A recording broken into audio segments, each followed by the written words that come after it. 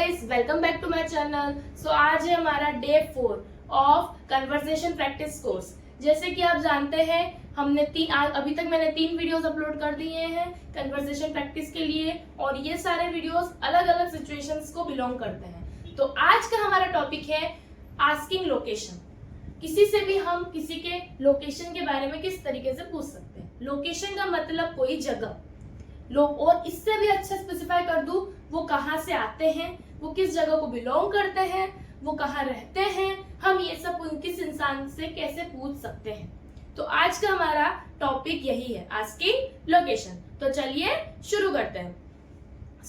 पहले आप किसी इंसान से किस तरीके से पूछोगे कि वो कहाँ रहता है, तो आप इंग्लिश में कैसे पूछ सकते हो, वेयर डू यू लिव। और उसके अलावा आप ये भी पूछ सकते हो, वेयर आर यू लिविंग। और इन्हीं के आंसर में आपको क्या आंसर देना है, आई लिव इन, और आप जहां रहते हो वहां का answer I live. For example अगर आप लखनऊ में रहते हो तो आपको क्या आंसर देना है, आई लिव इन लखनऊ।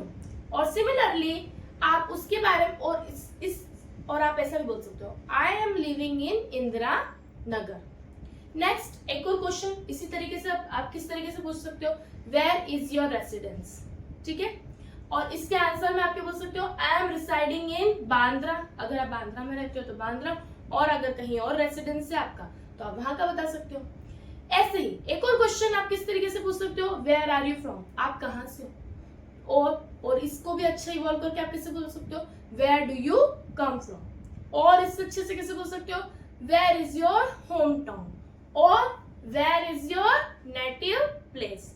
इन सभी का आंसर वही है, सेम है, क्वेश्चन के अंदर ही हमारा आंसर छुपा रहता है।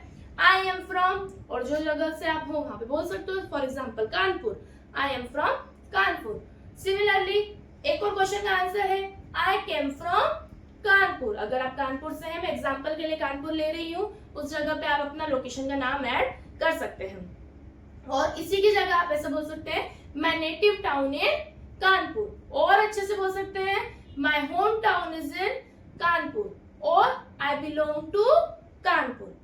ठीक है, और अच्छे से अगर आपको पूछना है तो आप पूछ सकते हो, where do you live। ये तो नॉर्मल सा क्वेश्चन है, ये बेसिक चीज तो शायद सभी को आती होगी। ठीक है, और इसी का आंसर है, I live in, और जहां आप रहते हैं उसका प्लेस का आपको लोकेशन बताना है। आप बस लोकेशन किस तरीके से किसी से पूछ सकते हैं, और किस तरीके से लोकेशन के लिए अपन आंसर कर सकते हैं।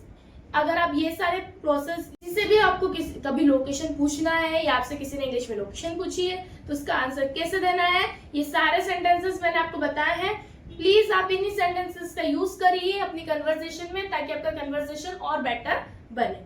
ठीक है, वेयर डज ही लिव, अगर आपको किसी थर्ड पर्सन के बारे में पूछना है, या अगर वो बॉय है तो आप क्वेश्चन कैसे करेंगे, where does he live. Similarly अगर किसी ग्रुप के बारे में पूछना है तो ग्रुप के लिए हम क्या यूज करते हैं, दे, तो हम कैसे पूछेंगे, वेयर डू दे लिव। और इसका आंसर कैसे देना है, ही लिव्स एट, अगर वो प्रयागराज में रहता हूं, मैं एग्जांपल ले रही हूं, तो आप क्या बोल सकते हो, ही लिव्स एट प्रयागराज।